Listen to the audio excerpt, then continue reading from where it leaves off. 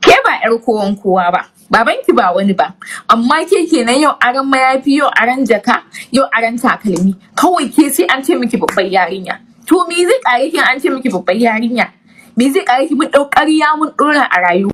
Bahaushe ya ce daidai ruwa daidai tsaki. Kai daga ganin kalarka, ka san kalarka ce. Me ya kai ka ɗauko wadda ka san ta fi ƙarfinka? Daga kallon wayar da ke hannun yarinya ma ka san cewa yarinya ta fi ƙarfinka. Amma sai ka bi.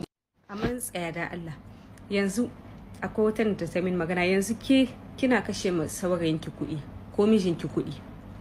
Ki kashe mishi kuɗi, miji ko kina son saurayi kina kashe masa kuɗi, kina aza duk matan da take kashe ma namiji kuɗi a gida to ita za ta ci gaba da kashe kuɗi na cefane da komai, ko yana da kuɗi ko bai da kuɗi. In yayi kuɗi ma zai dinga zuwa yana ba wata cefane ce, yana kashe mata kuɗi, yana saya mata motoci.